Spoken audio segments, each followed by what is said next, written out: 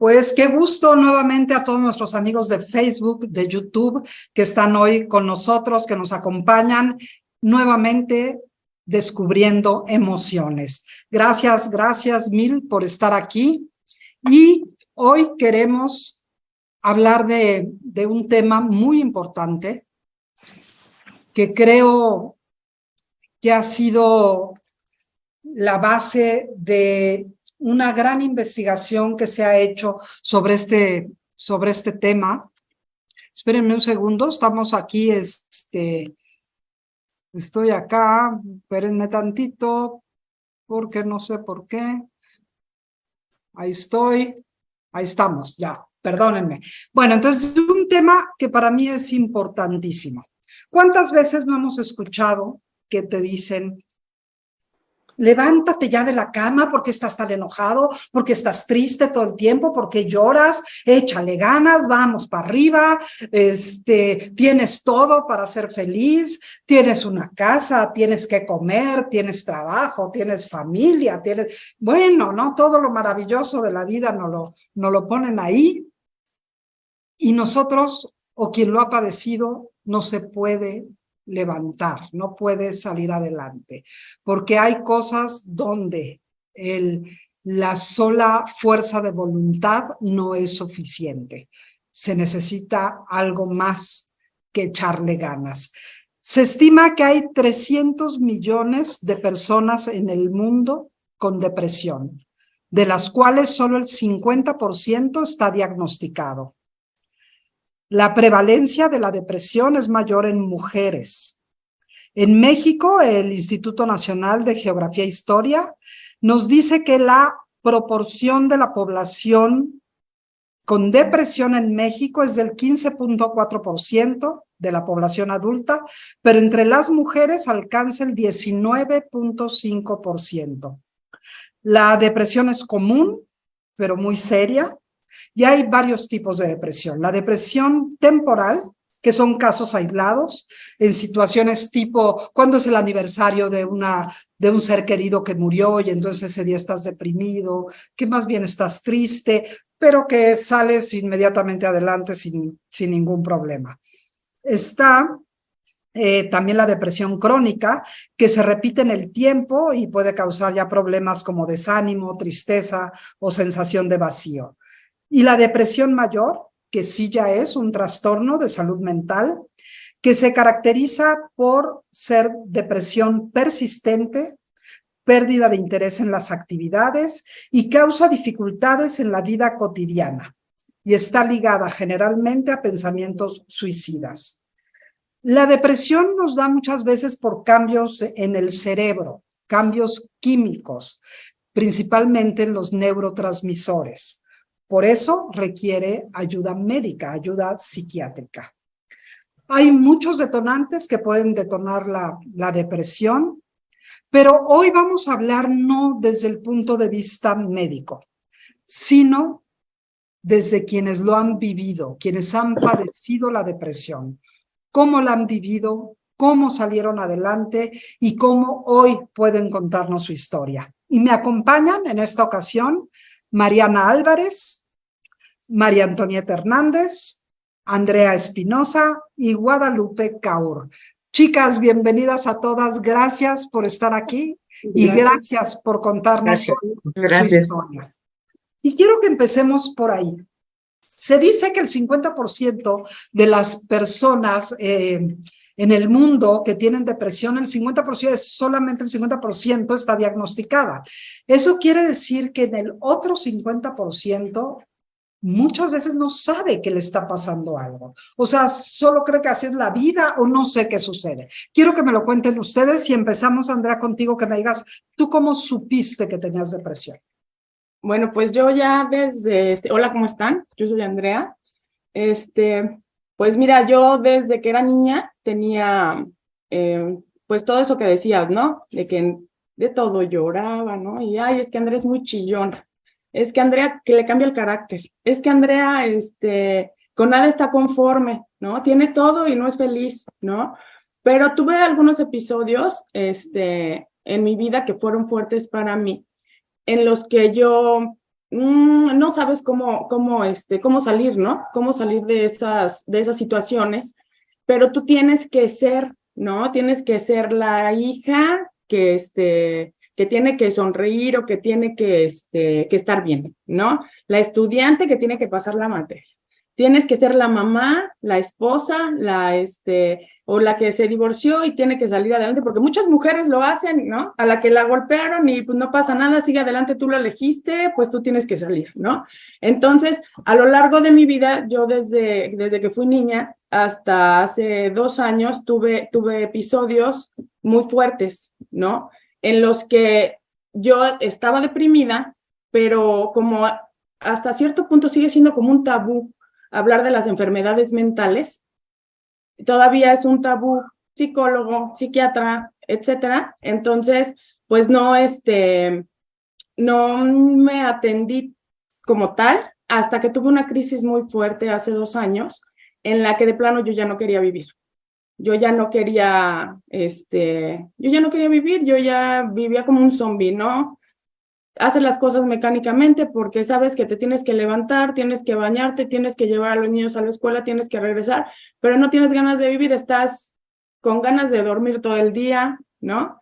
No quieres saber nada, evades los sentimientos, ¿cómo los evades? Durmiendo, ¿no? Pero llegó un día en el que yo ya empezaba con pensamientos muy negativos y con pensamientos no de suicidio como tal, de, ay, me voy a ir a aventar o me voy a cortar las venas o me voy a tomar ciertas cosas, pero sí con todo el desánimo de la vida. Yo no veía nada bonito en la vida, ¿no? Yo prefería dormir y evadir, ¿no? Entonces, ahí me doy cuenta, empiezo a pensar muy recurrente que yo no soy importante para mis hijos. Ellos pueden estar perfectamente bien cuando se van con su papá, ¿no? Yo, no sé, mis padres, pues ahí están mis hermanos, ¿no? Igual y yo soy una carga para ellos. Mi carrera, pues no me importa, no tengo casa, pero ni me gusta, ni quiero vivir ahí. Entonces, todo es negativo, todo es malo, no tienes la figura divina, ¿no? Te olvidas, ¿no? De todo eso divino, todo eso maravilloso y todo eso hermoso. Entonces, ya la vida para ti ya no tiene ningún sentido. Entonces, ya cuando empiezo a tocar esa parte, había una lucecita en mí que me decía, ¿sabes qué? Atiéndete, ¿no? Entonces le hablé enseguida a mi mamá, le dije, mamá, ya no quiero vivir, ayúdame. Tuve que ser humilde, tuve que aceptar que yo necesitaba ayuda, que yo no podía sola y que necesitaba de alguien más. Y bueno, pues ese alguien más fueron mis padres.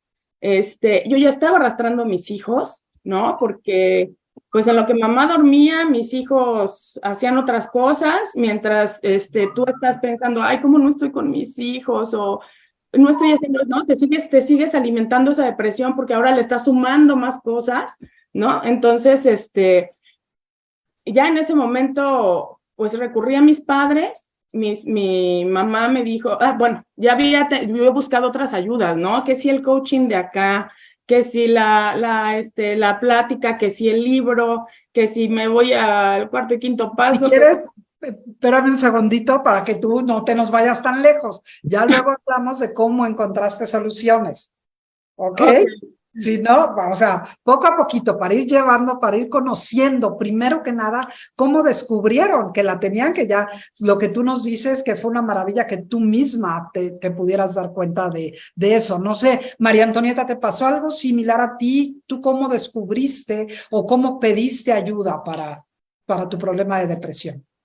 Bueno, yo había tenido bueno, ahora me doy cuenta que había tenido algunos episodios en mi juventud, pero todo esto se detonó hace 13 años.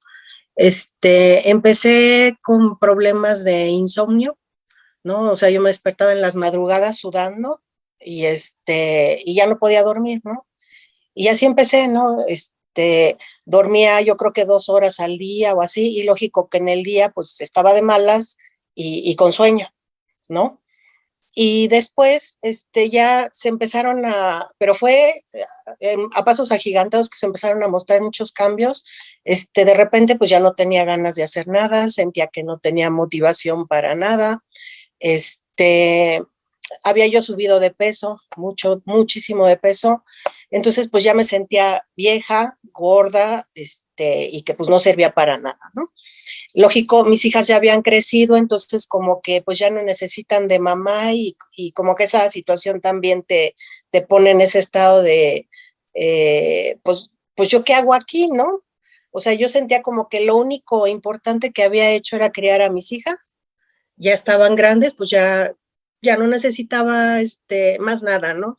No encontraba ninguna actividad que me diera bueno, que me interesara o que me diera disfrute. Y y de repente pues ya empecé que ya no quería yo salir, ya no me quería levantar de la cama, no me quería bañar.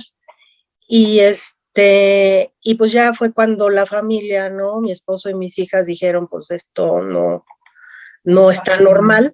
Claro. Hay que ir al médico. Y yo pues todavía renuente, no, se me va a pasar, ¿no? Y ahorita seguimos con tu después de que te diste cuenta y tu familia se dio cuenta. Ok. ¿Sale? Guadalupe.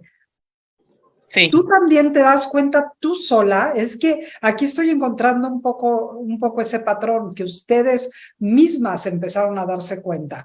¿O fue tu familia? ¿Cómo sucedió en tu caso? En mi caso, yo a diferencia de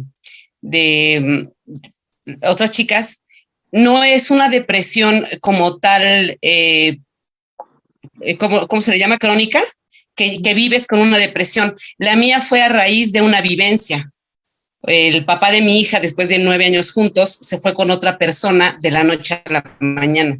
Entonces, pero yo ya traía, o sea, es que yo creo que la depresión, quienes la vivimos de la manera tan fuerte como la manifestamos, yo creo que es algo que tienes como dormido y no todas vivimos los episodios, por ejemplo, como las otras chicas, ¿no?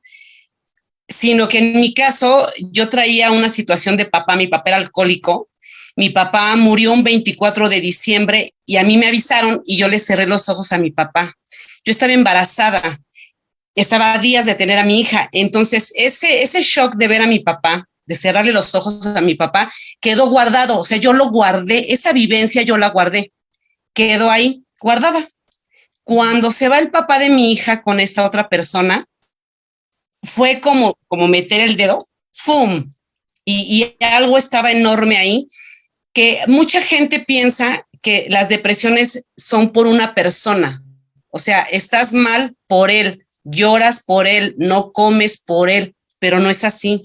Es un rollo personal interno que cuando te empiezan, lo dice el tema, ¿no? Cuando el échale ganas no es suficiente. O sea, no es un échale ganas, no es un lo tienes todo, decías tú. No es que tienes a tus hijos, hazlo por tus hijos. Todo el exterior está de sobra porque el dolor, la herida o como se le llame, lo tenemos aquí y acá. Entonces, ¿cómo le haces? A mí me lo activó eso, a mí esa vivencia, y yo te puedo decir, el papá de mi hija fue una persona muy importante para mí, pero no era la razón por la cual, o sea, yo me estaba muriendo, yo sentía que me estaba muriendo. Yo dejé de comer, yo en 2 meses de pesar 60 kilos, pesaba 48 kilos. Les mostré hace unos momentos una foto que tengo guardada y que esa foto la tengo como un recordatorio de jamás volverme a ver así. Entonces, es eso, o sea, no entiendes por qué comes y aquí se te queda la comida. Es que cómo vas a dejar de comer por esta vivencia o por esta o por esta. No, es algo inexplicable. Dejas de comer, dejas de dormir. Decía, perdón, se me pasan los nombres, pero me parece que es Antonieta. Comentaba que empecé a dejar de dormir. sea, yo de la noche a la mañana ya no comí. O sea, intenté comer, ya no pude. Intenté dormir, ya no pude. Empecé a tener diarreas, por ejemplo. Entonces tenía diarreas y no comía. Por eso fue que en tan poco tiempo yo bajé muchísimo de peso. Y es un dolor que no te explicas, porque te duele el cuerpo. O sea, tienes síntomas. A mí me dolían los brazos, me daban unos dolores de cabeza que no aguantaba, me dolía el cuerpo, pero también me dolía el corazón, pero también me dolía el alma. Y la mente te taladrea la cabeza todo el tiempo. Entonces es una bomba que ¿cómo le haces? ¿Cómo sales de eso? Entonces yo sabía que estaba en una depresión por una pérdida de tu pareja, por ejemplo, en mi caso. Y sí, y empezar a buscar. O sea, yo te puedo decir que a la semana me invitaron a una religión, fui, y al otro día me invitaron a otra, y al otro día me invitaron a otra. O sea, yo corría como ratón, desesperada, buscando algo que me sacara de donde yo me encontraba.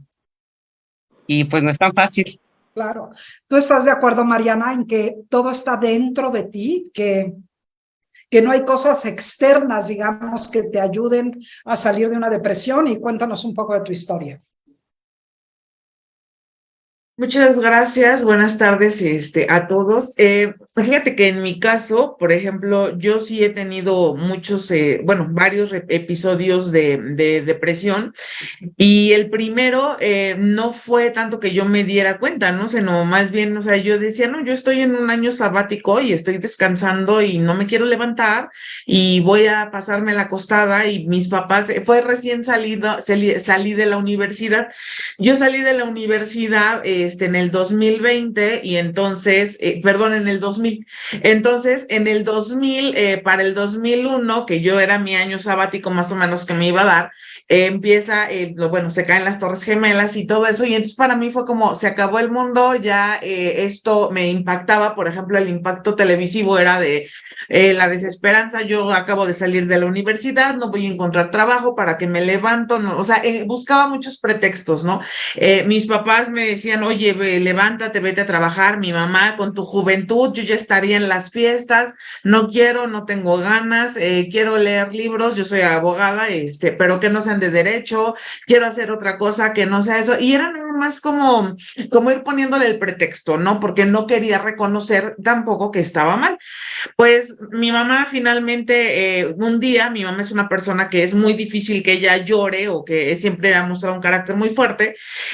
Incluso es parte del, no tienes por qué llorar, llora cuando me muera, tú, mientras tengas solución, las lágrimas no te sirven para nada, y yo así fui educada.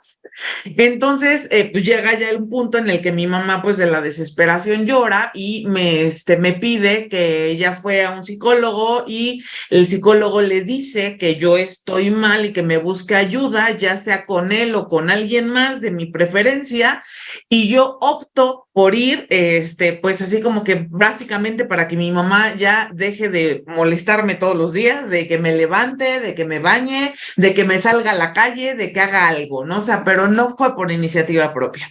El segundo episodio fue pues ya una combinación, ya no nada más fue de depresión, sino combinado con ansiedad. Igual me pasaba, o sea, y todo lo vas entendiendo en retrospectiva, ¿no? O sea, es difícil que lo identifiques en el primer momento. Ya cuando empiezas un análisis, te das cuenta que eso lo llevas viviendo desde que eras niña, y entonces yo empiezo a darme cuenta que efectivamente yo desde que tenía 6, 7 años tenía problemas de insomnio, y que yo les decía a mis papás, no puedo dormir, o me levantaba en las madrugadas, abría la puerta y me les quedaba viendo, porque ellos sí estaban dormidos, y pues mis papás, en el desconocimiento, lo que hacían era, Mariana, vete a dormir, o sea, vete a dormir, o sea, son las 3 de la mañana, vete a dormir. Pero nunca hubo esa investigación de, pues, ¿por qué no puedes dormir? O qué pasa, o no es normal que una niña no pueda dormir, ¿no? De 7, 8, 9 años. Persistió el insomnio, persistió la ansiedad, persistió la depresión, pero se acumuló con un trastorno obsesivo compulsivo que yo tengo enfocado en el trabajo, ¿no? O sea, yo lo único en lo que me obsesiona y lo he tratado, pues ha sido en este aspecto de que cuando yo empiezo a trabajar, yo puedo pasar 48 horas seguidas trabajando, sentada, o sea, en la máquina, tecleando. No te puedo decir después cómo termino, porque es como si entrar en trance, ¿no? Tráiganme, o sea, así como que si quieren que coma, tráiganme algo de comer, ¿no? Si quieren que tome agua, tráiganmela, porque no soy ni siquiera capaz de levantarme de la máquina, ni estirarme, ni cosas así. Y es complicado porque tú misma no tienes un límite. Entonces, esa fue la segunda, pues entonces llega y se complica con burnout, ¿no? Pasa ese episodio, pues tuve que llegar al psiquiatra y pues ya me dijo, mira, ahorita lo mejor que te podría pasar en la vida es perder el trabajo, porque yo me aferraba que no, o sea, él me decía, te tengo que internar y yo no me puedo internar, yo tengo un trabajo y es el trabajo de mis sueños y yo luché muchísimo y de verdad me costó sangre, sudor y lágrimas llegar ahí y no lo voy a perder por esto, ¿no?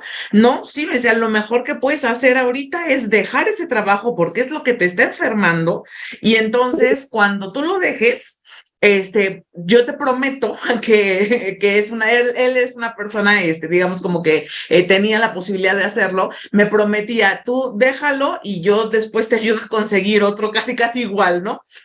Esa fue la segunda. La tercera vez, o sea, ya tuve que aceptar, como lo dice Andrea, o sea, llega un punto en el que también tienes que doblarte y decir, ¿sabes qué? Sí es cierto, o sea, no puedo seguirlo sosteniendo porque, o sea, estás así como que no aguanto, no aguanto, no aguanto, pero no lo suelto, ¿no? O sea, y aquí lo tengo y lo estoy cargando y no lo voy a soltar. Y ya la tercera vez, que fue el episodio más fuerte que ese sí ya me llevó al psiquiátrico, fue en el embarazo, ¿no? Y yo me acuerdo que me empecé a sentir mal desde el mes número 2 y a todos los doctores les decía, me siento mal porque me pasaba llorando 24 horas, y me decían, sí, es que a las mujeres les afecta un poco las hormonas, ¿no? No se preocupe, usted llore, ¿no? Y pues yo sentía como que me hablaban de algo, algo que no comprendían, porque yo entendía que pudiera ser normal hasta cierto punto, pero no podría ser normal que alguien llorara 24/7 porque te desgasta, igual como lo han comentado, te duele la cabeza, no comes, te duelen los ojos, es un círculo vicioso, te duele, te lastima la luz, te lastima el ruido, te dan unas migrañas espantosas. A mí me empezó a dar pánico la gente. Me empezó a dar pánico estar sola, mi esposo viajaba mucho, entonces yo antes no habría tenido ningún problema y me empezó a dar miedo manejar, no me podía subir a un auto, o sea, si se atravesaba un perro, yo así, pero como si hubiera pasado algo así, o sea, extremo, porque pues ya caí obviamente por eso y por la desestabilización en un brote psicótico, llegué al psiquiatra, bueno, no llegué al psiquiatra, llegué a una consulta del embarazo, del seguimiento normal, y pues en cuanto me vieron los doctores en la crisis en la que iba, me dijeron, no, o sea, no sale, no puede andar sola por la calle, me internaron, le hablaron a mi familia, porque además yo andaba sola, y le dijeron pues que iba a estar ahí, me tuvieron 15 días en lo que me estabilizaban, estando embarazada y todo, y pues ya de ahí es como tomar tu responsabilidad, ¿no? Decirte, pues sabes que ya acéptalo, ríndete,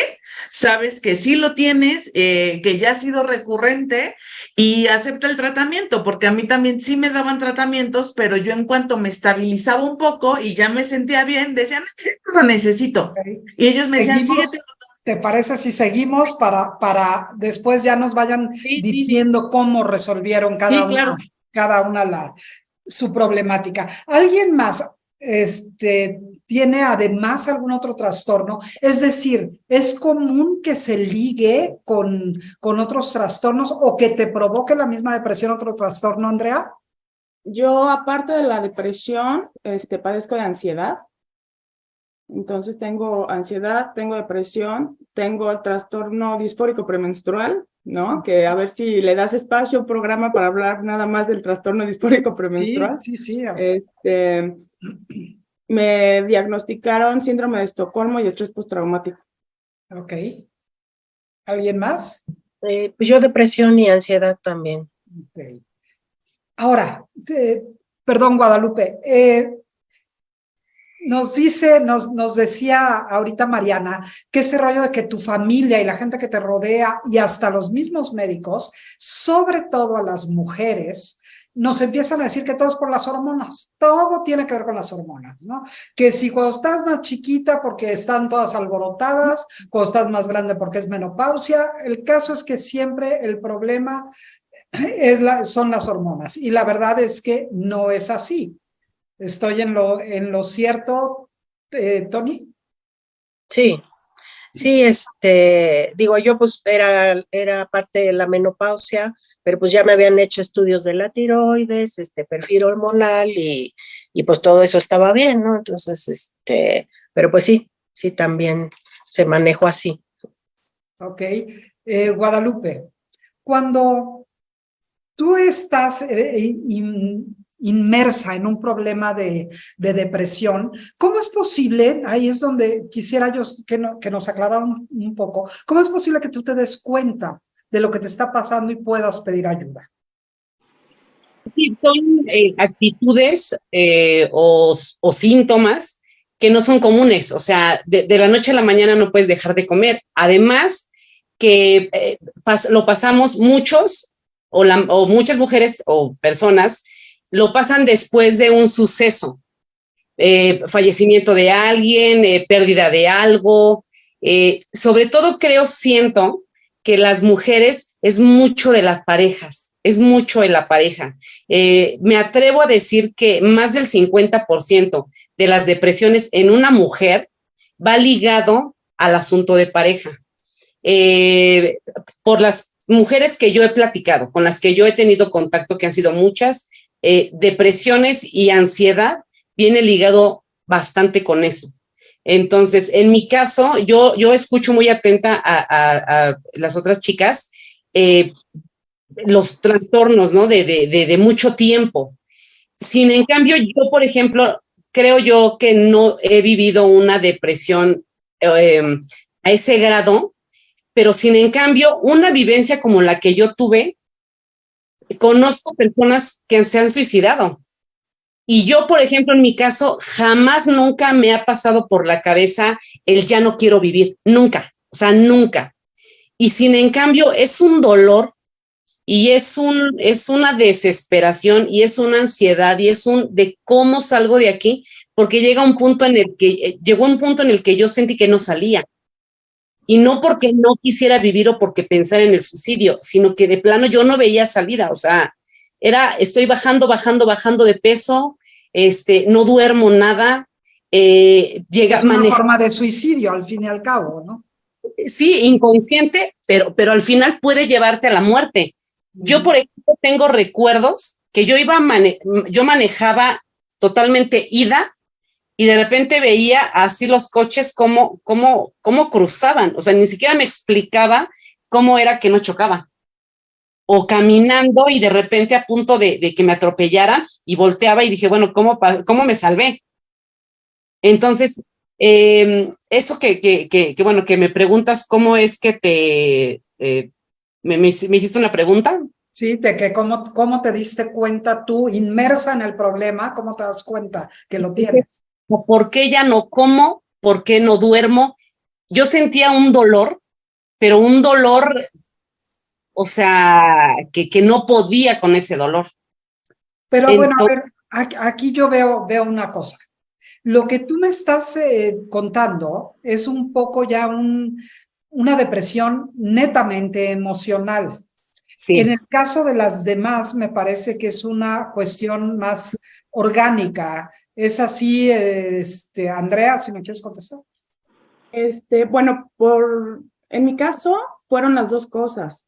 Yo traía una depresión desde niña, pero yo también tuve sucesos muy fuertes, ¿no? Yo cuando era una niña, como a los 6 años, yo tuve un abuso sexual infantil.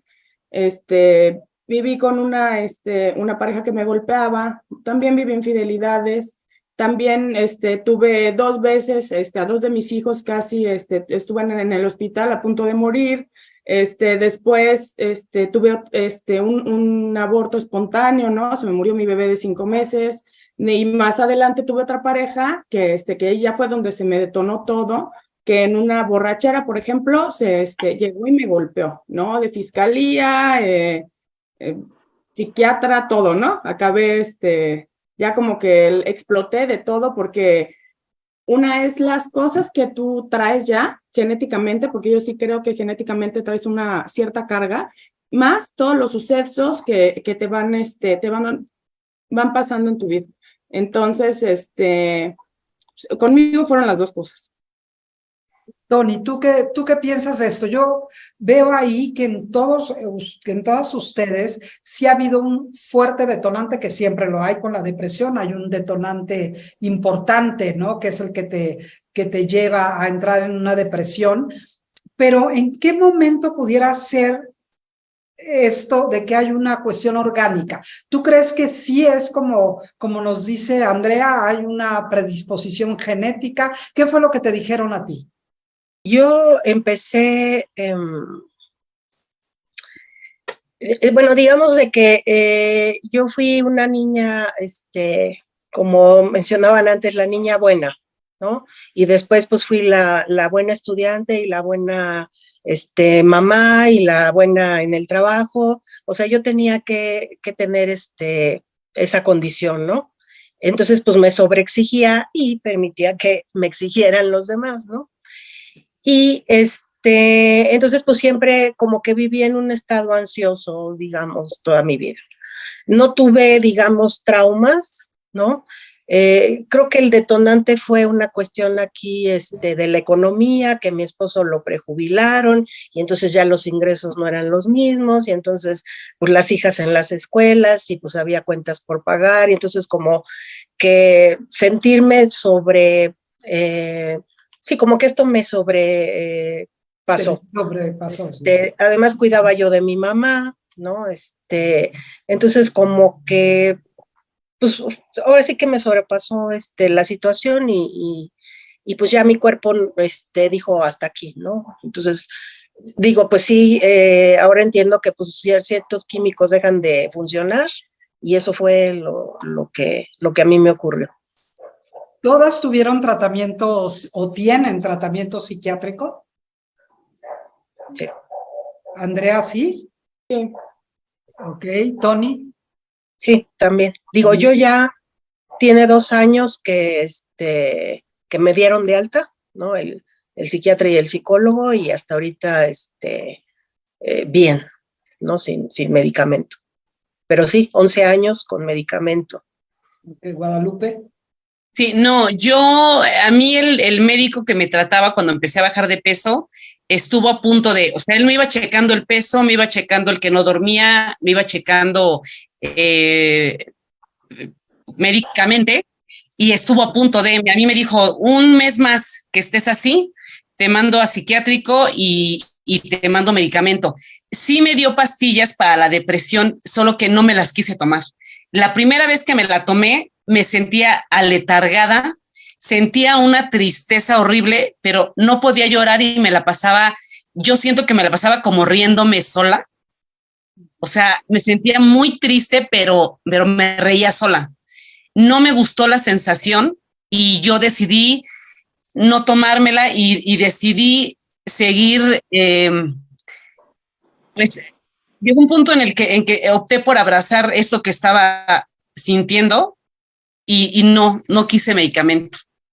Ok, Mariana, ¿tú qué opinas de esto? ¿Se puede salir sola, como lo hizo Guadalupe? Porque tu caso siento que es un poco más serio, que tú sí tuviste que estar internada incluso. Entonces, ¿tú crees que se puede? Hay un punto cuando inicias con la depresión y cómo va esto, supongo que va escalando de alguna manera. ¿Hay un punto en el que pudieras llegar a salir sola? Fíjate que yo creo que ya cuando es algo crónico, definitivamente no. Y sí se requiere, además, digo, independientemente del tratamiento de los especialistas, que es fundamental, y el que tú también lo aceptes, ¿no? Porque no es solamente que te digan lo que tienes que hacer, sino que tú aceptes que lo tienes que hacer y que tú aceptes además que vas a vivir con esa condición durante cierto tiempo, porque a mí, por ejemplo, en la última ocasión que tuve, me dijeron, el tratamiento es mínimo por 2 años. A los 2 años se atraviesa la pandemia, yo ya, o sea, no quería volver a pasar por un cuarto episodio de esa, o sea, de esa magnitud. Entonces dije, no, hasta que a mí no me pueda atender el psiquiatra, porque pues los hospitales se volvieron hospitales COVID, etcétera, estaba consulta externa, estaba cerrado, no me voy a dejar de tomar el tratamiento ni el medicamento tal y como me lo prescribieron, y cuando pueda yo, en cuanto se abra esto, yo voy a ir a que me digan cómo me lo tengo que dejar de tomar, porque eso era lo que a mí me habían, digamos, dicho, ¿no? Son 2 años religiosamente. Voy yo así con toda la intención de decirle a la doctora que me atendió en ese momento, bueno, ya vengo a que me quite el tratamiento, es más, ya me pasé un año, porque fue el año de pandemia, que no estaban atendiendo, y me dijo, mira, Mariana, vamos a hablar seriamente de tu caso, de los antecedentes, contigo, con todo esto, hemos ido escalando, hemos probado cantidad impresionante de antidepresivos y de medicamentos, y no solo no te voy a quitar el medicamento, sino que te voy a ajustar la dosis, si tú lo quieres medio gramo, que para ti no sea significativo, pero para mí como especialista lo es, porque la ansiedad no está controlada, porque sigues teniendo estos episodios ansiosos, porque sigues teniendo, o sea, tú me dices que estás bien, pero tu cuerpo me demuestra lo contrario y cosas así, mejor. Entonces, no solo no te lo voy a quitar, te lo voy a ajustar, pero además debes de tener conciencia que es de aquí para adelante. O sea, esto ya no va para atrás. Y si tú lo dejas, o sea, ya no nos quedan muchos medicamentos más por escalar. O sea, ya probamos, no sé, 10, 12 tratamientos, y esos tratamientos, cada uno va superando al otro y cada uno va superando al otro, porque así trabajamos los psiquiatras, ¿no? Los vamos escalando. Entonces, pues ahora sí que tú lo decides, ¿no? Nada más que ahora esta decisión implicaba que ya tengo hijos, ahora esta decisión implicaba que era la primera vez en mi vida que después de un tratamiento religioso, así, de 2 años, bueno, de 3 años que ya llevaba, encontré esa estabilidad finalmente que no tenía antes, ¿no? Y esas ganas, esa motivación, ese levantarme, pero sí lo padecí en un principio, o sea, la verdad es que sí fue triste, por ejemplo, yo tener a mi bebé y yo lo pude empezar a cargar a los 8 meses. Y no me cayó el 20 que yo tenía un bebé y seguía trabajando obsesivamente, llegando a mi casa a 3, 4 de la mañana del trabajo. Mi bebé se hacía cargo, mi mamá de ella, bueno, ya era un niño, mi esposo recién se había retirado y él lo cuidaba.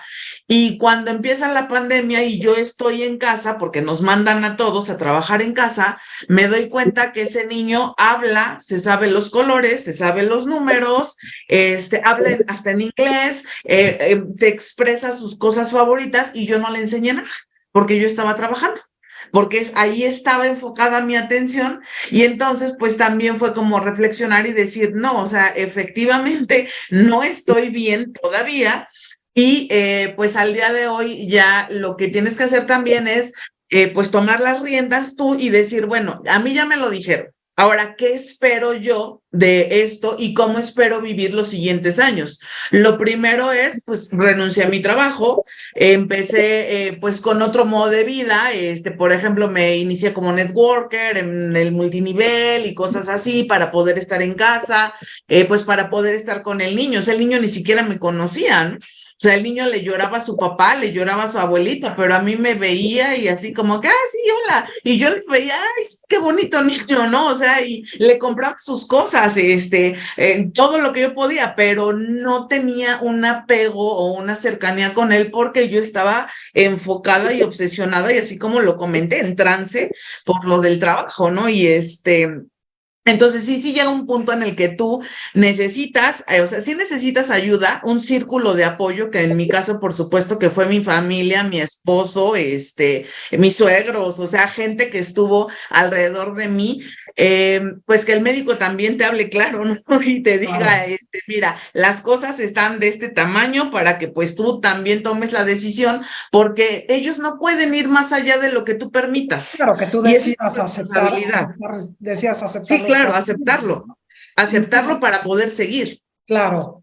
Pues, Andrea, cuando tienes varios trastornos, digamos, como es tu caso, que yo quiero suponer que, por ejemplo, el síndrome de Estocolmo te dio a raíz de lo que te sucedió con el abuso que sufriste, que te provocó la depresión, que te da el síndrome de Estocolmo, que tienes ansiedad. ¿Hay un momento en que alguno de esos trastornos se va aliviando antes que otros? ¿O cómo es esto de tener estos diferentes trastornos al mismo tiempo? Pues yo llegué con la psiquiatra, cuando ya me llevan a la psiquiatra, y me dijo claramente, mira, tú tienes una enfermedad, así como se enferma el estómago, como se enferma la cabeza, como se enferma el pulmón, como se enferma la garganta, así también se enferma el cerebro. Entonces, pero hay tratamiento para eso. Me diagnostica esas enfermedades, ¿no? Esos trastornos, y me dijo, vamos a ir trabajando uno por uno. El único que sí, solo va a haber un medicamento que no te voy a quitar, que va a ser el de la ansiedad. Pero todos los demás van a ser nada más en lo que te estabilizo, en lo que ya puedes seguir tu vida normal, y ya te los voy a ir quitando. Me dice, dame la oportunidad de tratarte un año. Yo te prometo que en un año yo te va a cambiar la vida, pero date esa oportunidad, porque yo no quería tomar medicamentos, yo me rehusaba a tomar medicamentos. Yo me iba al cursito de acá, a la iglesia de acá, al coaching de acá. Yo quería salir por mis propios medios, ¿no? Yo no me quería mostrar vulnerable, porque a fin de cuentas vives en una sociedad donde todavía es un tabú, ¿no? El hecho de que tú vayas a un psiquiatra. Entonces, cuando yo elijo que sí, la psiquiatra, como dice Mariana, fue muy clara conmigo, ¿no? Y me dijo, pues realmente lo que tenía, tuvo que hablarle a mi mamá. Yo tenía 42 años y mi mamá me tuvo que acompañar, y le tuvo que decir, ¿sabe qué? Su hija tiene estos trastornos, todos estos trastornos, entonces, pues los vamos a trabajar de esta manera. Usted le va a tener que administrar los medicamentos al principio, no se los puede dejar, porque va a tener crisis. O sea, no quiere decir que el medicamento es mágico, te lo empiezas a tomar y ya se te quita todo, ¿no? Va a haber algunas crisis y tenemos que ir monitoreando cómo va avanzando. Entonces, me estuvieron trabajando médicamente los trastornos que yo tenía, pero yo también tuve que hacer que sucedieran las cosas, porque no hay una medicina mágica. O sea, si yo tomo el medicamento, pero a la hora que yo tengo que enfrentar mi vida, yo le doy la vuelta o lo sigo postergando, pues voy a recaer muy fácil, ¿no? Porque yo ya soy vulnerable. Entonces, ahí lo importante es tomarte el medicamento, pero aparte hacer algo por ti, por tu vida, echarle ganas, como dicen, cuando estás mal, ¿no? Que te dicen, échale ganas, de decir, ay, sí, como si yo quisiera, ¿no?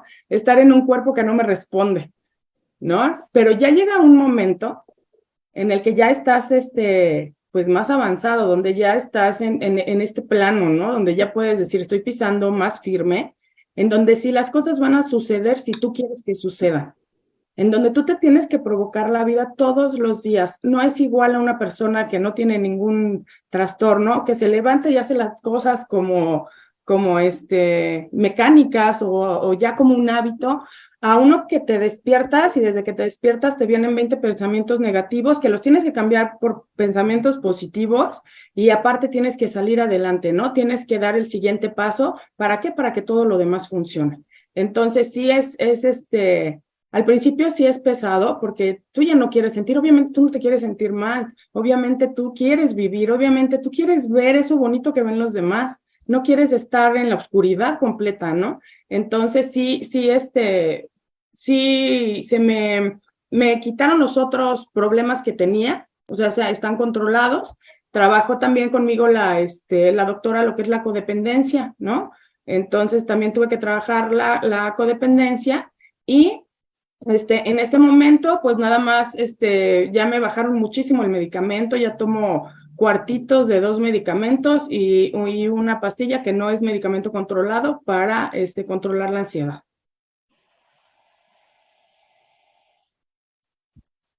No te escucho. Tony, como dice Andrea, ¿sientes que tu cuerpo no te responde cuando estás pasando por esto? Más allá que solo tu mente, ¿sientes que el cuerpo no es tu cuerpo? ¿Sientes una división entre la mente o el cuerpo? ¿Cómo te sientes cuando estás pasando por un episodio de depresión? Pues sí, sí sientes que no estás en ti, que no tienes el control de tu vida, te quieres morir. Y y los medicamentos en su momento para mí fueron de mucha ayuda, pero pues igual vivía yo aletargada, ¿no? El cerebro no me funcionaba, hablaba muy lento, se me olvidaban muchas cosas, ¿no? Se me olvidaban las citas, en fin. Y pues seguía pues sin ganas de hacer cosas, pero bueno, ya cuando menos, dormía, estaba tranquila, tenía como una felicidad, artificial, ¿no? O sea, yo veo fotos y me veo así como, aparentemente feliz, pero pues más bien estaba yo drogada, ¿no? Y pues ya lo que me decía la gente, pues ya no me importaba, ¿no?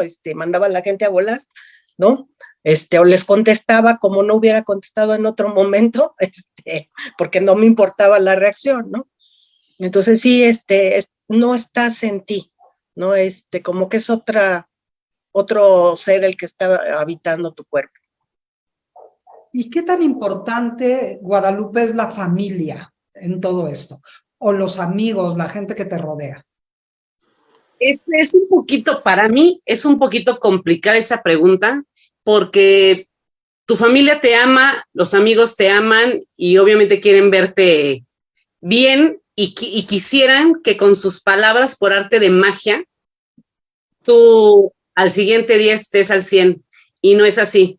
Para mí fue difícil porque yo soy una persona muy fuerte, soy una mujer muy fuerte, pero siento que a veces las mujeres fuertes también ocultamos esa debilidad, igual y hasta en el fondo somos muy débiles, pero nos creamos una imagen de no pasa nada. Yo crecí con esa imagen de Guadalupe no le pasa nada, Guadalupe es fuerte, Guadalupe siempre anda feliz y nada le importa.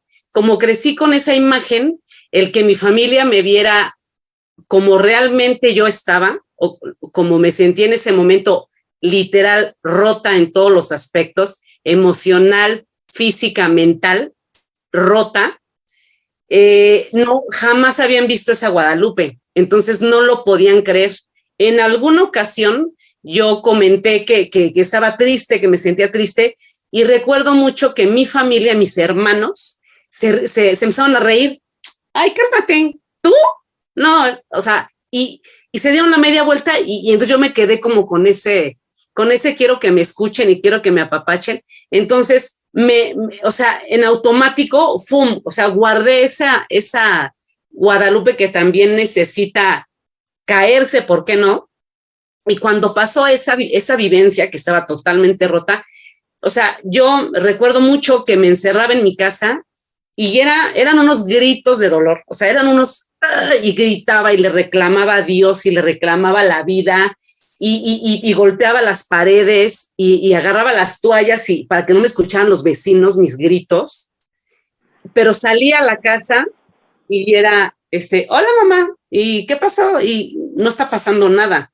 Entonces, es muy difícil cargar además, en la mayoría de las que estamos aquí somos mamás.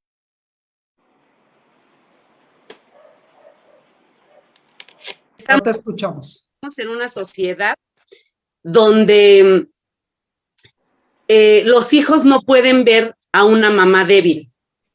eso me lo decía la psicóloga. O sea, ¿tú recuerdas haber visto a tu mamá triste? Yo no. ¿Mamá, tienes algo? No, nada.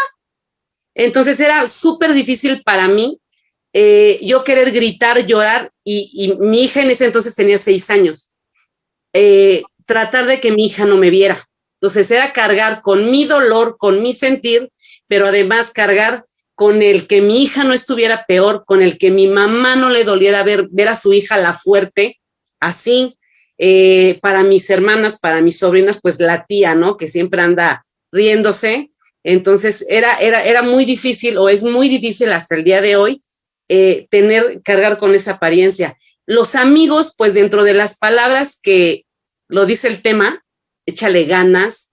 Para mí el echarle ganas era una bofetada, o sea, yo creo que si me sentía mal, escuchar un échale ganas era el que me jalaran de los cabellos y al piso, porque pues creo que todas no solo le echamos ganas, le echamos todo por querer estar bien, por querer levantarte todos los días, por querer seguir funcionando, pero ¿cómo le haces? Yo le decía a todo mundo, dime cómo le hago. Ok, le echo ganas, dame la palabra mágica.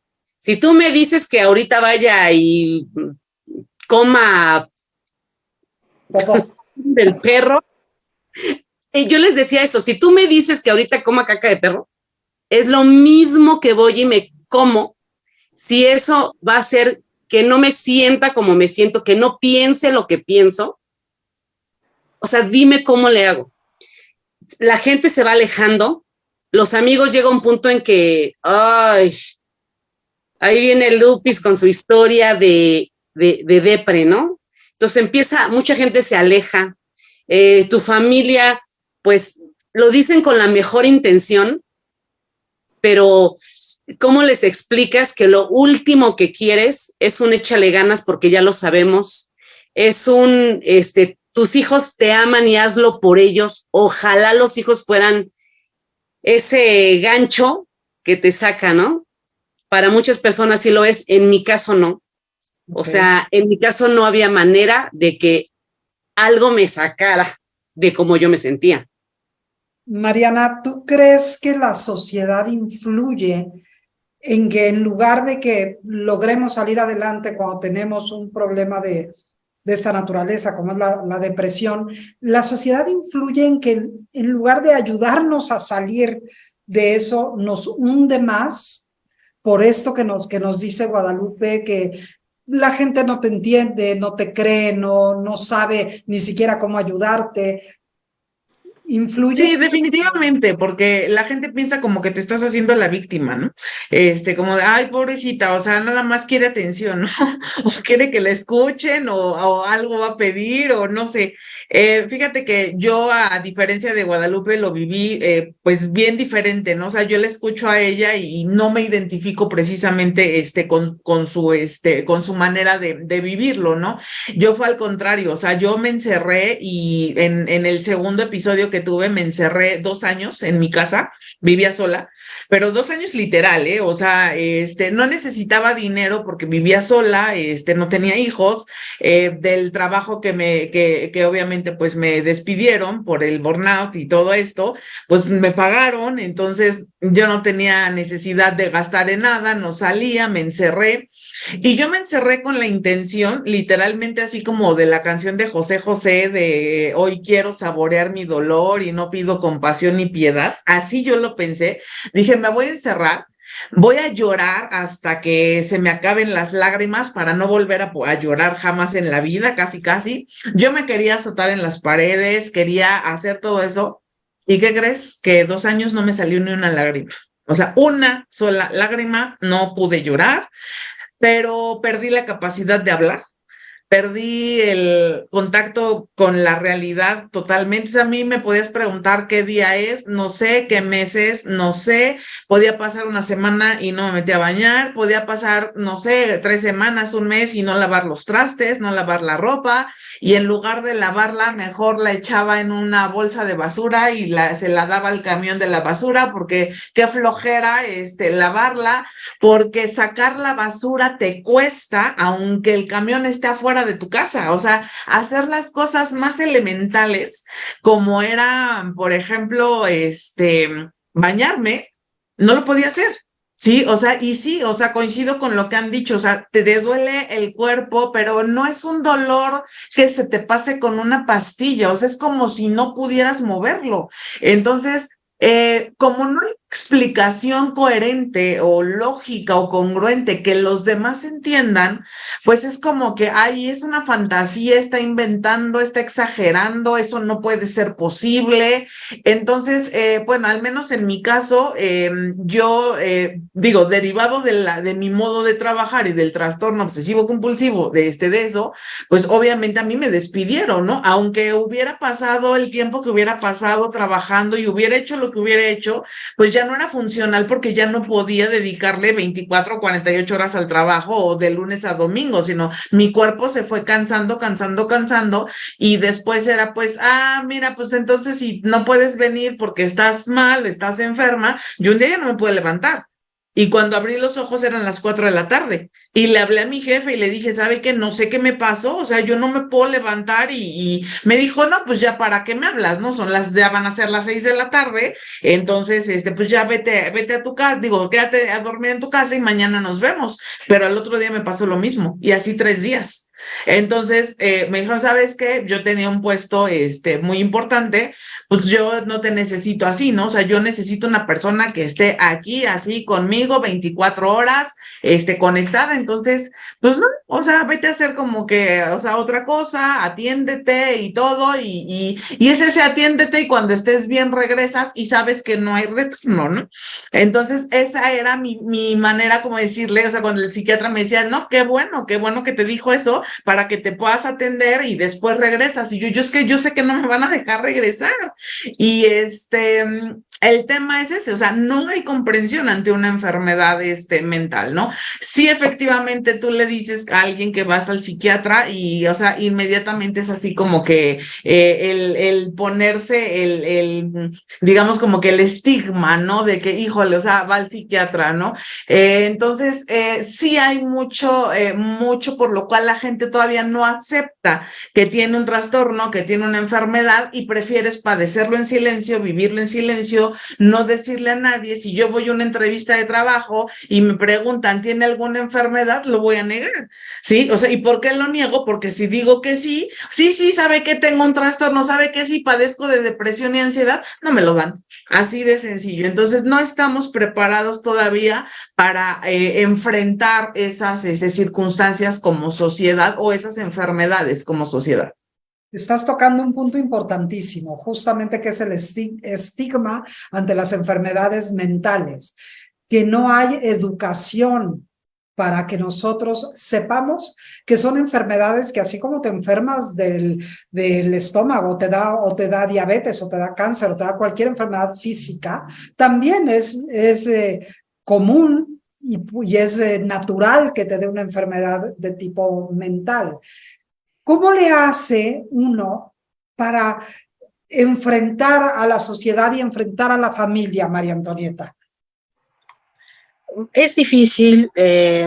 Por ejemplo, en mi caso, a mis hijas les afectó mucho, porque pues después de que mamá resolvía todo y pues era fuerte y pues era su guía, pues ya no pasaba eso, ¿no?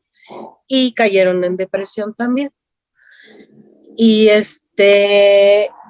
y digo, mi esposo pues sí fue de mucho apoyo, aunque también pues llega un momento en que pues se cansan, ¿no?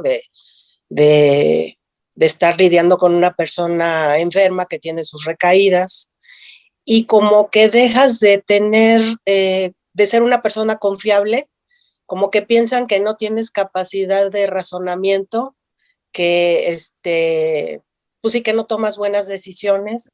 Y pues me imagino, yo en ese entonces no trabajaba ya, hace muchos años que trabajé formalmente y me dedicaba a las ventas, ¿no?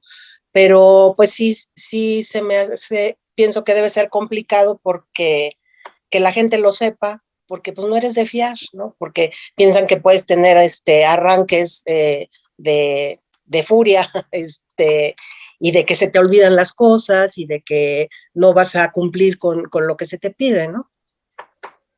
Qué lamentable, o sea, se sigue pensando que alguien que tiene un problema de origen mental está loco.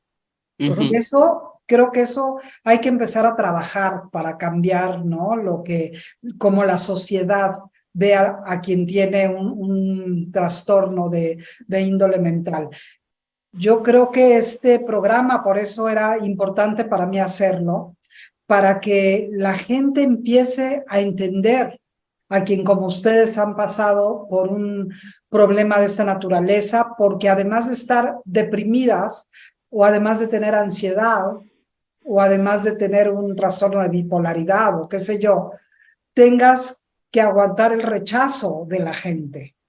Yo creo que sí, a ver, Guadalupe. Y también comentarios, digo, a veces los hacen desde su miedo o desde su ignorancia, pero a veces hay comentarios malintencionados, digo yo, de que, o sea, ¿tú cómo puedes tener esa enfermedad?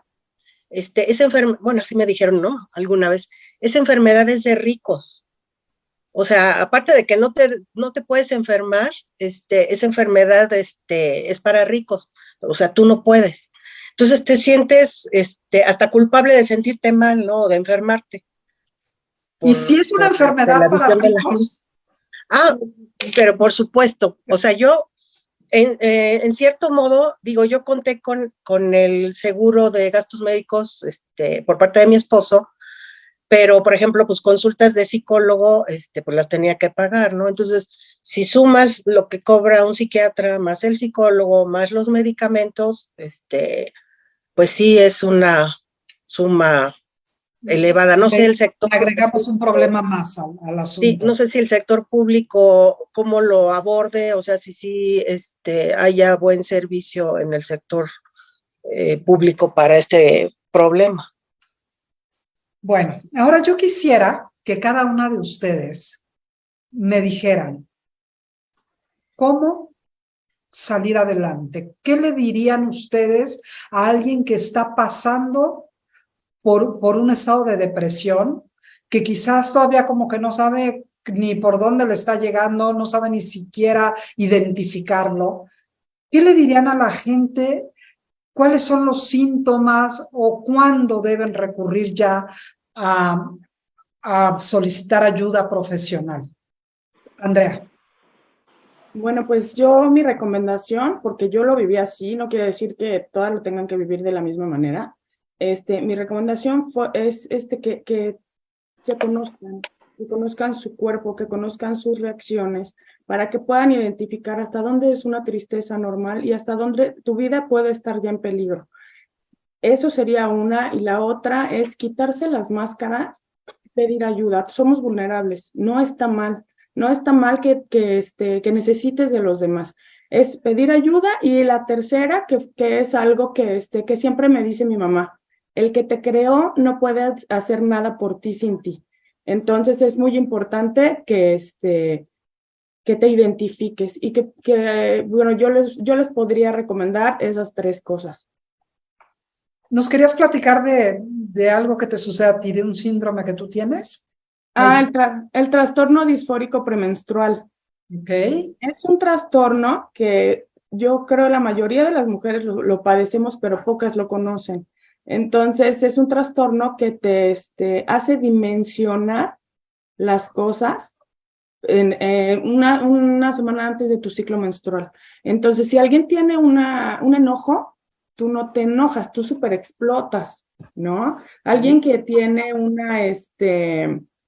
una cosa que lo pone triste, tú no te pones triste, a ti se te acaba el mundo, ¿no? Todas las situaciones que acontecen en tu vida, tú las dimensionas a una manera inexplicable.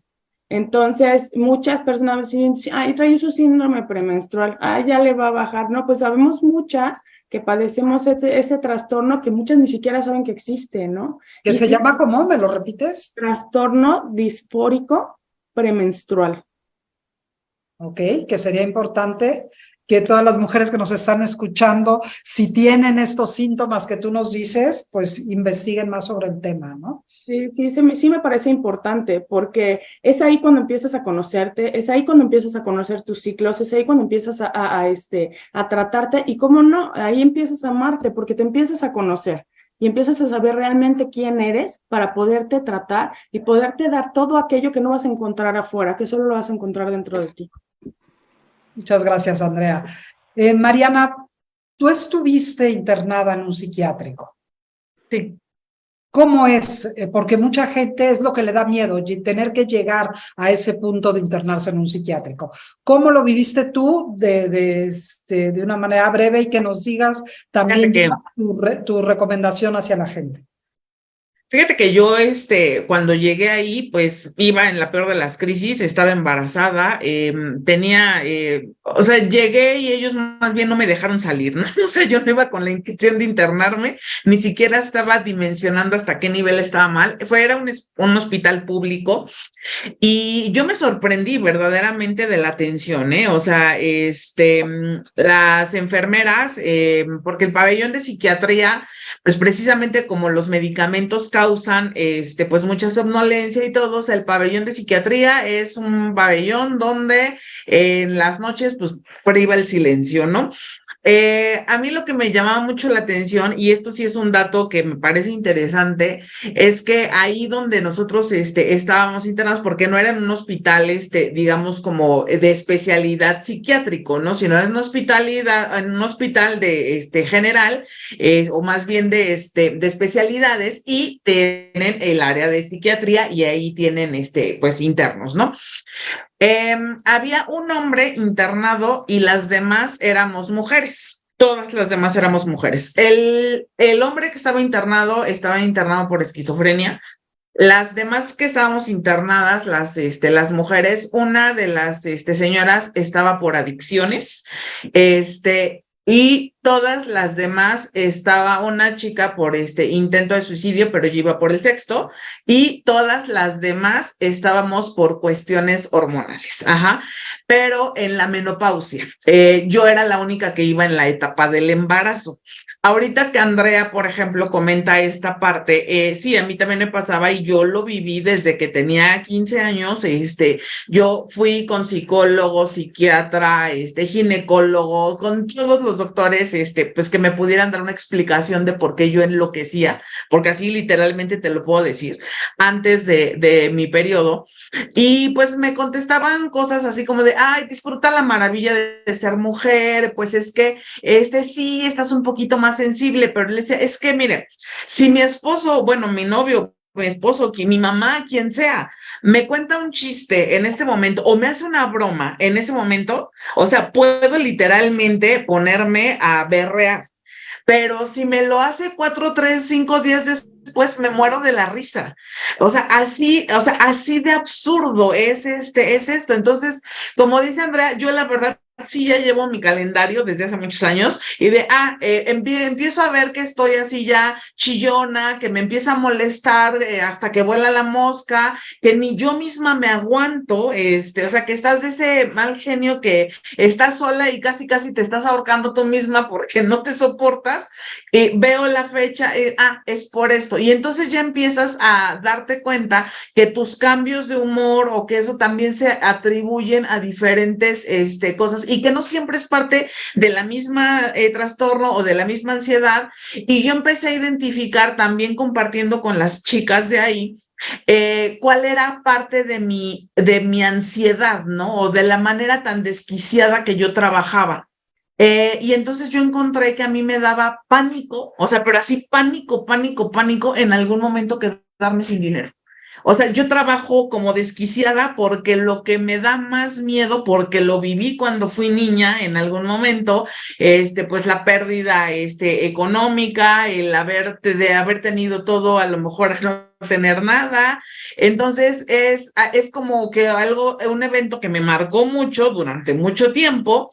Y entonces, en realidad, la ansiedad no está generada por el trabajo, sino por ese miedo a dejar de producir, por ese miedo a dejar a dejar de tener, pero las cosas básicas, ¿no? O sea, en la pandemia yo tenía más de 40 latas de 2 kilos de leche para mi bebé, ¿no? Y no lo veía, o sea, prefería yo ponerme a trabajar para comprarle leche, y cosas así. Entonces, creo que deberíamos de perder un poquito el miedo y acercarnos a cualquier especialidad, o sea, a cualquier especialista, o sea, sea público o privado. Como lo dijo Tony, sí es una enfermedad para ricos. Yo me empecé a tratar con psiquiatra particular y le tuve que decir que no me alcanzaba porque yo venía de Toluca, lo venía a ver al Estado de México, a Cuautitlán, y contando casetas, gasolina, medicamentos, consulta, me gastaba en promedio 2,000 pesos semanales. Entonces, eso, o sea, y les estoy hablando de hace más de 10 años, ¿no? O sea, 12 años, algo así. Entonces yo les decía, es que, o sea, vivo para usted, ¿no? O sea, literalmente, todo lo que gano lo tengo que invertir en esto, y entonces ahí no me está resultando tampoco. Entonces él me espaciaba las citas, o me decía, bueno, nada más hablen por teléfono para poder saber cómo vas. Sí es una enfermedad muy cara. Después, por medio de mi esposo, bueno, por mi trabajo, que ya fui servidora pública un tiempo, tuve el servicio médico, y ahora por mi esposo me atienden en hospitales públicos, en el Hospital Naval, que bueno, la verdad es que la atención para mí ha sido excelente, y en el hospital anterior que me atendieron, que también era público, creo que los tenemos subestimados. O sea, la verdad es que ahí fue verdaderamente cuando a mí me sacaron de las crisis, ahí fue cuando me encontraron el tratamiento adecuado, porque tampoco están como buscando, siento yo de alguna manera, como negociar, no sé, yo lo que quieren es tener menos pacientes, no más, o no tenerte tanto tiempo y con tanto medicamento, ¿no? Entonces, para mí, la verdad es que sí sería mi opción, ¿no? Incluso si tienen alguna enfermedad o que se sientan mal, sería lo primero, busquen ayuda, o si alguien les ofrece ayuda, déjense ayudar, porque no vamos a salir solos. O sea, de verdad, sí es nuestra responsabilidad aceptar que tenemos un problema, que lo tenemos que solucionar, pero va a haber muchas manos que se encuentran en el camino, y también, como dice Guadalupe, en algún momento se van a cansar. Entonces, acepta la ayuda, déjate guiar en esos momentos, y después ya volverás a tomar tú solita tu paso y vas a poder hacerlo, ¿no? O sea, a mí me pasa al revés. Escucho que los medicamentos las aletargan, ¿no?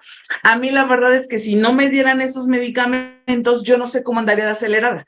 O sea, a mí me los tienen que dar precisamente para bajarme todo ese acelere que traigo toda la vida, y no sé si no me los dieran, cómo estaría. O sea, yo no me siento aletargada, a mí no me cuesta trabajo levantarme, no me cuesta trabajo salir, no me cuesta trabajo hacer, pero a mí hay que frenarme para que te la lleves así como un poquito levecita. Eso sería lo que yo podría decirles. Claro, el punto aquí es que te encuentren el tratamiento para Claro. ti. O sea, Sí. el tratamiento que tú tienes no puede ser el mismo para Andrea, para Tony, para Guadalupe, evidentemente, ¿no? Tienen que encontrar la dosis correcta para cada quien. ¿Cuál sería tu consejo, Guadalupe, para quienes nos están escuchando? Pues en mi caso, yo lo que hago a raíz de esa vivencia, o no sé si ya lo traía antes, también padezco de ansiedad, me dan ataques de ansiedad. Yo ya los identifico. Tengo una red de apoyo, tengo amigas que viven lo mismo que yo, que han vivido lo mismo que yo, y que me pueden entender perfectamente. De hecho, procuro tener varias, o sea, más de 5, porque a veces coincide que 4 están ocupadas, no te pueden contestar. A mí lo que me ayuda es hablarlo. Cuando yo empiezo me cuesta trabajo respirar, estoy ya sudando, estoy de a dónde me salgo, necesito como salir a algún lado, empiezo a hacer llamadas. Cuando yo a mis amigas les digo no me siento bien, inmediatamente me llaman. Sí ha pasado que le hablo a una, a otra, y nadie me toma la llamada. Entonces, lo que hago es, me dejo sentir. A mí me ayuda el llorar. Sé que me va a durar 10 minutos y me va a pasar. Y hice una lista, tengo una lista donde qué me gusta hacer o qué me puede sacar en el momento de esas crisis. Se escucha simple, pero cuando yo he dejado que la crisis se desborde, la paso muy mal, muy, muy mal. Paso una noche de perros. He manejado muy acelerada, entonces sí es como riesgo. Lo que hago es meterme a bañar con agua muy caliente, escuchar música y ya sé que dura 15, 20 minutos la ansiedad. Eso me pasa cuando empiezo a tener como síntomas de depresión, pues por este síntoma del periodo, que efectivamente, Andrea, la mayoría de las mujeres lo padecemos y no conocemos realmente el nombre. Y es súper importante lo que acabas de decir, porque ese tema lo voy a tocar con mis amigas, porque todos lo padecemos. O sea, a mí me puede pasar una situación muy simple una semana antes del periodo y el mundo se me cae encima. Junto con la ansiedad es cuando me da la ansiedad. Justo una semana antes del periodo es cuando no recibí una llamada y entonces, ¿y por qué no me llamó? Y es que no me ha marcado. Y es que, entonces empieza. Me puede pasar lo mismo una semana después y pueden dejar de llamar y, ándale, pues no pasa nada. Entonces sí va unido ese ansiedad, lo del periodo, que el nombre, como no lo conocemos, no se nos queda. Y pero sí, tengo una lista, a mí me funciona mi lista de qué me hace sentir mejor. Bueno, un tecito, un bañito de agua caliente, escuchar audios. De hecho, tengo una lista que se las voy a compartir si gustan, de música que yo le llamo bombones para el alma. Cuando yo me siento deprimida, cuando me siento triste, cuando siento que me va a dar ansiedad, me pongo mi música de bombones para el alma, entonces me saca un poquito. Sabes que me empiezo a apapachar, eso me apapacha a mí, eso me abraza a mí, eso me ayuda y definitivamente el apoyo psicológico, cuando llega un punto en el que yo ya no puedo, en el que siento que ya voy otra vez de picada hacia una depresión, inmediatamente busco apoyo psicológico, apoyo de la terapia y ya, porque pues sí, después de lo que yo viví, que pareciera simple, pero no lo fue, sabes que ya a mí me quedaron secuelas. Entonces, a raíz de eso, situaciones con diferentes parejas quieren volver a abrir como eso. Y por eso esa foto que les compartí hace un ratito me recuerda no volver a caer en eso, porque para mí sí fue un infierno. Entonces, tengo mi red de apoyo de amigas, amigos. Tengo mi listita, que es como mi botiquín emocional. Tengo mi listita de música de bombones para el alma. Y el escucharlas, el saber que no soy la única que lo padece y el saber que somos mucho más mujeres de las que nos imaginamos que lo padecen, pero que muchas o la mayoría tenemos esta máscara de wow, no pasa nada y yo soy inmensamente feliz y viva y amor y paz al mundo. Las supermujeres, ¿no? Que siempre nos queremos hacer creer que somos todas supermujeres. A mí me ayuda eso, saber que no soy la única que lo vive. Así es, desde luego, y como ya lo vimos, el porcentaje entre mujeres con depresión es mayor que en el caso de los hombres. Creo que vamos a tener que hacer un segundo episodio de este programa, porque tenemos mucho que hablar todavía, pero Tony, quiero que nos des tu consejo hacia las personas que están pasando por un proceso de depresión. Bueno, yo algo que escuché precisamente del échale ganas, decía un psiquiatra, es como si tienes diarrea y te dicen, échale ganas. O sea, la depresión no se quita así, ¿no? Echándole ganas. Hay que recurrir a un médico, a un especialista. Digo, en mi caso, pues el psiquiatra y el psicólogo hicieron la diferencia.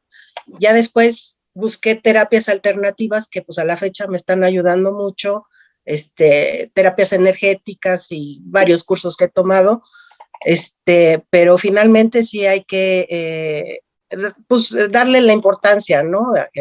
Y ser responsable, notar, estar al pendiente de esos cambios en tu vida, de que si hay actividades que ya te cuesta trabajo hacer y como simplemente manejar o cocinar o cosas que antes te interesaban leer o salir y ya de repente no quieres o te está coqueteando la idea del suicidio, ¿no? Ya en casos así extremos, pues de inmediato tomar pues cartas en el asunto, ¿no?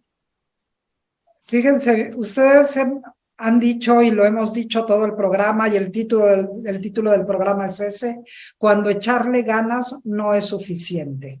Sin embargo, lo que yo veo en ustedes es que todas al final del camino le echaron ganas. Claro, acudieron a los médicos, claro, tomaron los medicamentos necesarios, por supuesto, pero para hacerlo le echaron ganas. Y entonces es importante, y creo que es el mensaje que hoy queda con la plática de la plática con ustedes, que tenemos que tomar las riendas de nuestra vida, darnos cuenta cuando necesitamos ayuda y pedirla, estar pendientes, como ustedes mismas lo han dicho, de los síntomas en tu cuerpo y en tu mente para solicitar la ayuda, y eso es mucho echarle ganas. Gracias porque escucharlas nos hace ver que hay un después de todo esto, que se puede controlar, que la depresión es manejable, que todas ustedes tienen ya una vida normal, que son, como lo puse en la publicación de invitación, que son grandes mujeres que han salido adelante, y eso para mí es echarle ganas. Sin duda, yo creo que todos y todas las que nos han escuchado hoy podrán agarrarse de ahí, del ejemplo de ustedes, para salir adelante cuando tienes una enfermedad mental que no es nada grave en el sentido de que la gente nos tiene que juzgar o la gente tiene que creer que estamos locos y que vamos a salir a matar, ¿no? O sea, esto es una enfermedad como cualquier otra enfermedad física. Hay que tratarla, para eso existen los médicos y para eso existe tu capacidad de saber cuando algo en tu cuerpo y en tu mente no está funcionando. Gracias a cada una de ustedes. Gracias, Andrea. Gracias, Tony. Gracias, Guadalupe. Gracias, Mariana. Las admiro. Respeto muchísimo todo lo que han pasado y estoy segura de que de aquí en adelante muchas personas tomarán su ejemplo. Gracias, infinitamente gracias. Buenas tardes, buenas noches y nos vemos próximamente. Hagamos una segunda versión de este programa. Gracias. Gracias. Buenas noches.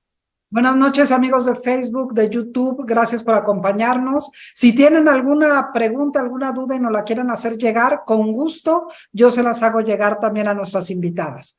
Que tengan una linda noche. Gracias por estar.